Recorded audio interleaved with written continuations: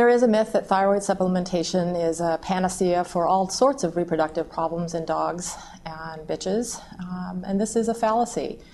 We know that most bitches that are truly hypothyroid have irregular heat cycles, so if a bitch has a normal heat cycle and is bred with good husbandry and fails to conceive, it's unlikely that hypothyroidism is at play.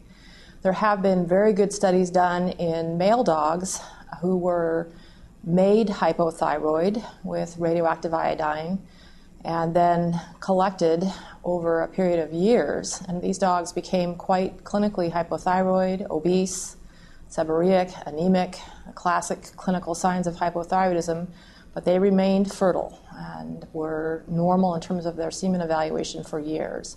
So that proved that hypothyroidism does not cause infertility in the male dog. Similar studies have not been done in the bitch, but we assume that they are likely the same. In humans, hypothyroidism can be associated with increased loss of pregnancy and neonatal death, so it may be worthwhile evaluating bitches who have a history of that problem for thyroid disease.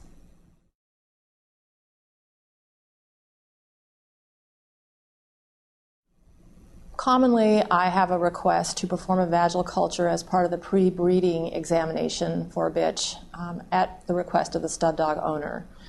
And this is problematic because the vagina is not sterile. It has normal flora, and the function of normal flora is to protect the vagina from pathogenic bacteria.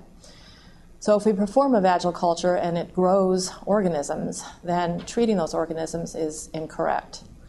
Neither the female tract nor the male tract are sterile. Dogs have been shown to exchange normal flora during a natural breeding process without any impact on the size of litters resulting or conception, and no impact on the male's future fertility.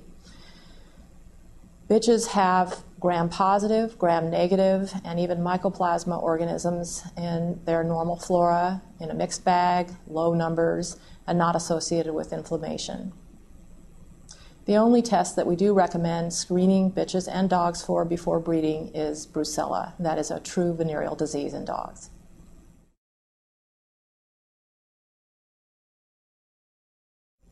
Bitches are sometimes evaluated as having poor milk production in the immediate postpartum period, and this is of particular concern if a bitch has been through a rough delivery, dystocia, or if she had to have a cesarean section including anesthesia. This should not be mistaken for early colostrum. Colostrum is not very voluminous, and it doesn't appear that bitches have much milk when they're making normal colostrum.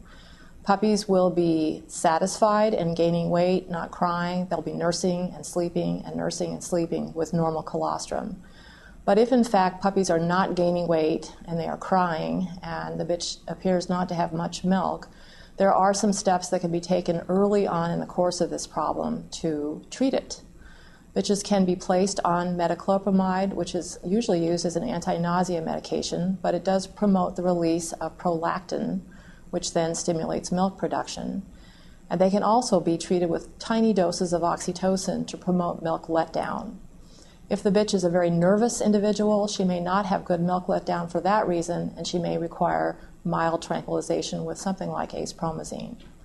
If this protocol is used, the puppy should be removed when the medications are given, and the medications are given quite frequently. The oxytocin is given every 2 hours, and the metoclopramide every 12 hours. And the pups should be replaced so they nurse. They need to be supplemented until milk production is normal, but they should not be supplemented to the point where they're not interested in nursing, because nursing stimulates milk letdown.